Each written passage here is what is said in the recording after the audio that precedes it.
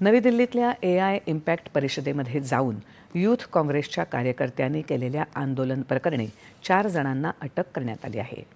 या आंदोलनादरम्यान काँग्रेस कार्यकर्त्यांनी सरकारविरोधात घोषणा दिल्या. यूथ काँग्रेसच्या या आंदोलनावर भाजपानं जोरदार टीका केली. यातून काँग्रेसचा अहंकार आणि निराशा दिसून येते, असं भाजपा नेते आणि केंद्रीय मंत्री पियुष गोयल यांनी म्हटलं.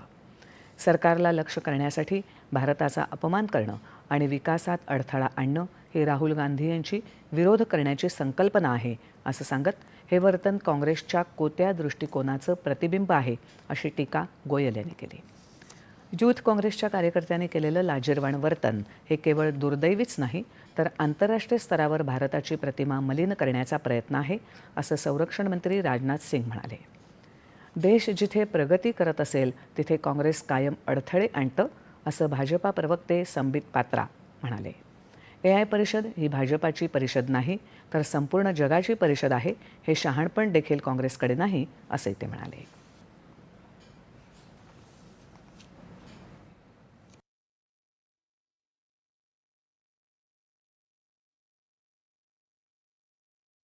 कहां पर पार्टी के लिए प्रदर्शन करना चाहिए और कहां देश की गतिविधि चल रही है, प्रदर्शन नहीं करना चाहिए, इतना भी सोच नहीं है, इतनी भी मस्तिष्क में स्थान नहीं है, इतना विवेक नहीं है कांग्रेस के पास कि ये जो AI की समिट चल रही है ये बीजेपी का समिट नहीं है, ये बीजेपी की राष्ट्रीय कार्यकारिणी नहीं है, ये AI समिट है पूरे विश्व का.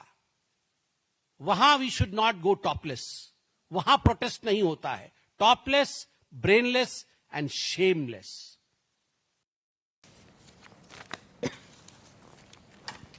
कार्यकर्त्यांचं हे वर्तन अत्यंत निंदनीय आणि लज्जास्पद असल्याची टीका मुख्यमंत्री देवेंद्र फडणवीस यांनी केली आहे.